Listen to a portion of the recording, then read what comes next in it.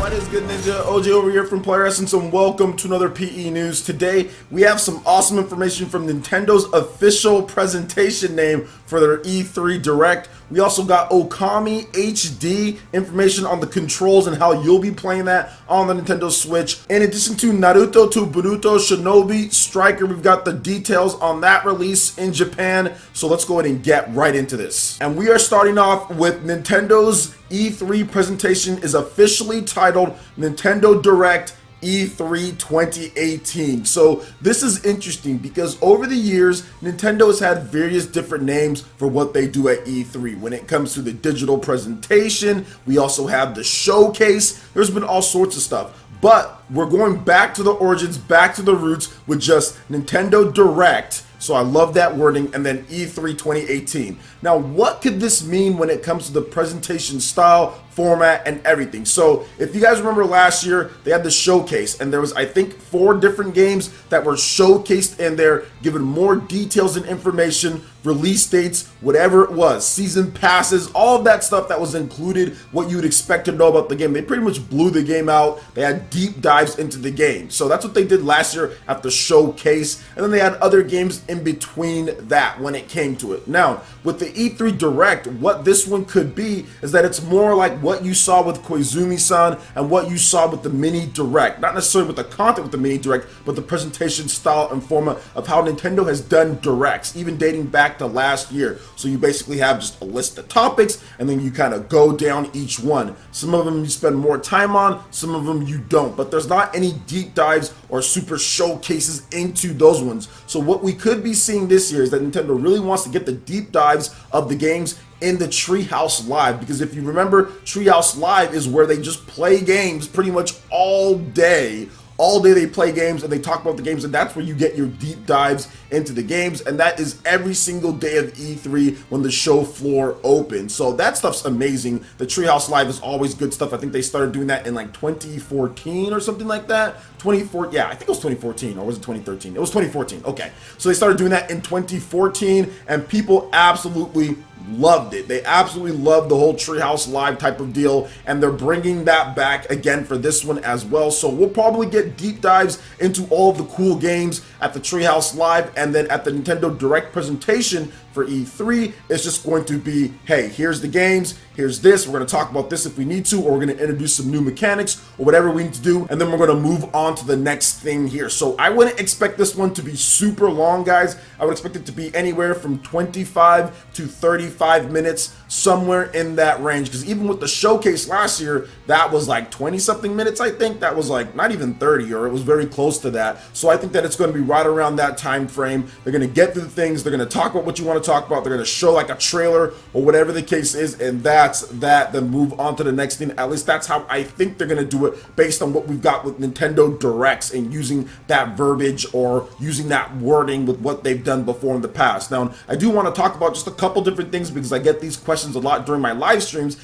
PE Live Monday through Friday, that is 3 p.m. Pacific time, 6 p.m. Eastern time. So I do get this a lot on my live streams. And will they show off third-party games? And I have to say, why not? I mean, if you look at all the different Nintendo Directs that they've done before in the past, there's always been big third-party announcements at those Directs. For example, we had Dark Souls being announced at the Nintendo Direct. We had The World Ends With You being announced at Nintendo Direct. We also had stuff like Ys 8 Lacrimosa of Dana. And we also had other things like, for example, Doom, Wolfenstein. Those were all announced at Nintendo Directs. If you go all the way back to 2017 at the presentation in January before the Switch launched, you also had stuff like Shin Megami Tensei, you had Dragon Quest being revealed, all sorts of stuff. So Nintendo has always included third-party developers in all of their big reveals, even to the Switch reveal itself. Back when they did that in 2016, there were third-party games in that with Skyrim and also NBA 2K. So I would expect at least a couple different third-party games in this one here. And at last year's presentation, we did get Rocket League being announced in addition to some other games too. So I would expect some more third-party games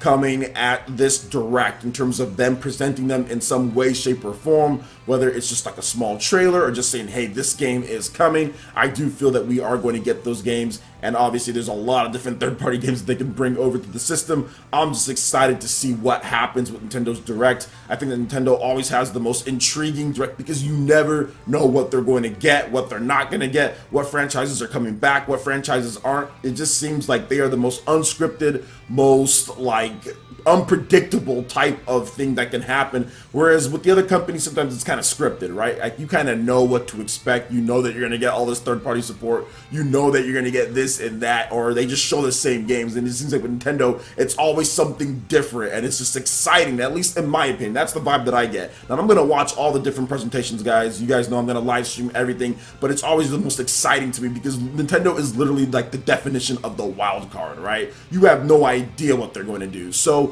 I do feel that we could get some wildcard games. This is another question that I get a lot during my PE live segments, is like, what wildcard or what different or surprising games do you think are going to be announced? And I would say that Golden Sun is my wildcard, or Golden Sun is my surprising game for this year. I don't know of anything else, but I do feel that that's going to happen there. Maybe some cool reveals for Smash Brothers that some didn't expect to be in there. So what do you guys think about Nintendo and what they're doing? We have the official title, Nintendo Direct E3 2018. Let me know your thoughts on that in the comment section below. All right, now moving on to the next topic here. We do have Okami HD on the Nintendo Switch. The official release date is August 9th worldwide. That's dropping. I did report on that before, but I did say Japan only. Now we have a confirmation that it's August 9th everywhere. Plus, we also have some details on the limited edition that's only in Japan, unfortunately, but we have some game details as well, which pretty much makes this the best version of Okami, I'm pretty sure, because it combines everything that they've done across various different systems and puts it all on the Nintendo Switch. So here are the details.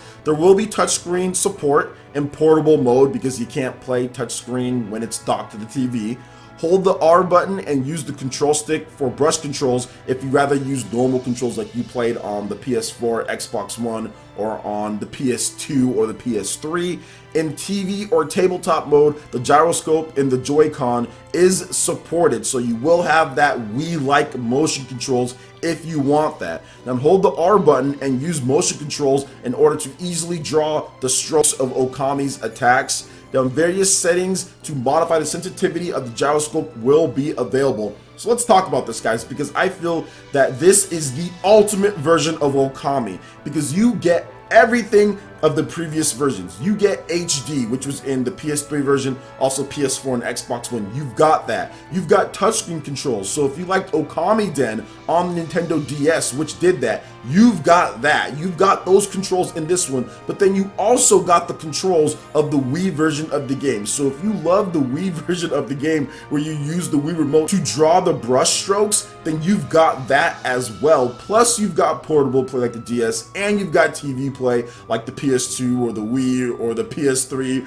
PS4, Xbox One, all the systems that it's had before. So this is the ultimate version of Okami. If you haven't played it, and if you have a Nintendo Switch and you've always been interested in this game, this is the time to get the game on the Nintendo Switch. Now remember, guys, this is by Hideki Kamiya. So if you're a fan of Kamiya games, if you like The Legend of Zelda, and if you like what Kamiya brings to the table when it comes to unique, refreshing, and just different ideas to games, then definitely pick up Okami, because he did this back when he was at Capcom and they were called Clover Studios, which eventually separated from Capcom and became Platinum Games. So this is Platinum, this is Hideki Kamiya, this is what he did before he got into Platinum Games and started their own company, independent company back then. So I do feel that Okami HD on the Nintendo Switch is the real deal, man. It is a fantastic version of the game based on all this information that we do have. Now there is a limited version in Japan which comes with an amazing carrying case, CD, you have art, this pin thingy. I mean, it looks great, but it's in Japan only. So if you want more details on the limited edition, you can definitely check out the link in the description below. Import, try, play Asia if you want to get your hands on one of these. But it is going to be quite pricey. It's about $219 for this limited edition when you translate out the yen. So it is pricey. and you have to also put on top of that the import fees, so you might be looking at around $300 for this thing. So I'm not sure if it's worth it for that. In terms of my own play experience, guys, I've already purchased the game on the PS2 and beat it. I beat it on the Wii, I purchased it there as well. I also purchased it on the PS3 and beat it there too. So I am done. I am all Okami'd out. I will not be buying this game again, but at the same time, I mean, it's still cool for people who haven't played it to get it out there. Okami's never been a big seller, and there's a lot of people who still haven't played the game, so it makes sense for them to just keep re-releasing it and keep re-releasing the game to kind of make back whatever they spent on it all the way back in the day. But this would be like the 5th release of the game, I think, so I'm good. But this is great for others, and if you're playing it for the first time on the Switch, you're in for a treat, especially if you're into Legend of Zelda style games. So what do you guys think about all this information? Let me know your thoughts in the comment section below. Alright, now moving on to the last topic here, Naruto to Boruto Shinobi Striker. We have the official launch for Japan that has been dated. So Naruto to Boruto Shinobi Striker will launch for the PlayStation 4 on August 30th in Japan for 7,200 yen. The latest issue of Weekly Jump has revealed. Now in the Americas and Europe, Naruto to Boruto Shinobi Striker will be released for the PS4, Xbox One, and PC in 2018. We don't know the date, we just know that it's coming this year. Early purchases of the game includes the bonus 7th Hokage costume, Naruto style 2nd, and a product code for 7 days of PlayStation Plus. So in Japan, at least, there is some type of deal between Sony and Bandai Namco to make it a little bit sweeter for PlayStation 4 fans, and it's only going to be on the PlayStation 4 in Japan, whereas the rest of the world, it's going to come to PC and Xbox One. And I think that at some point there will probably be a Nintendo Switch version of the game, but Nintendo Switch still needs to catch up with the Ultimate Ninja series with the 4th game, Storm 4, and then it also needs to get this one after that. So I think it wouldn't be for a while till we get this game here. So I'm kind of crossing my fingers on this one, guys, when it comes to Naruto. I don't know if this is going to be a great game. I tried to play the beta and I can never get into the beta. I can never start a match, but I've seen other people play it, and it does seem like a style of game that would fit more in the realm of the anime and what you do in there. The Ultimate Ninja games are a horrible representation of the anime in terms of how it plays. Now the cutscenes are a great representation of the anime. Heck, they even do it better when it comes to that. But that's just quick time events. That's not actually playing the game. Now this game here, it does seem like it's a little bit more of what you would expect when you're talking about a Naruto game. It's not just a pure 1v1 fighter or normal fighting game like the Ultimate Ninja series is. And the mechanics in here does relate better to the anime, but we'll have to wait and see if this is even a good game at all, because some people have had fun with this. Some people think it's great, and some people think it's not so good at all based on their beta experience and having issues there. So I'm going to go ahead and just reserve judgment until we actually get the game in our hands and we can get a better look at it, and I can play it myself to kind of see what's going on, see the content, see how many hours of gameplay it has, see what the multiplayer is like, how they kind of put in all the different mechanics, and just get a better look at the game overall. So I'm going to reserve judgment till then, but so far it's not so good with the beta, but like I said, other people did have a good time with it. So what do you guys think about Naruto to Boruto Shinobi Striker coming this August in Japan, and then probably sometime after that in terms of the West? Also, Okami HD, are you guys planning on picking that up for the Nintendo Switch? And then Nintendo's origins when it comes to the E3 Direct this year and the wording of it? Let me know your thoughts in the comment section below. Alright, Ninja, that wraps it up for this video here. Go ahead and check out the links in the description below. We got Facebook and Twitter. Go ahead and give us a like and a follow on our social media. Really helps us spread the content of Player Essence across the internet in addition to YouTube. Also, make sure you check out our Patreon, Twitch, and YouTube live gaming pages and consider supporting Player Essence. When you do so, it gets you access to all sorts of cool benefits, perks, rewards, and emotes via YouTube sponsorship. So check out the link in the description below and consider supporting Player Essence right here on YouTube. Hit that like button if you did like this video. Lets me know you guys want more content like this going forward in the future. And subscribe to Player Essence for the latest RPG, Japanese, and Nintendo gaming news. Thank you so much for watching, and we'll catch you for the next video. Peace.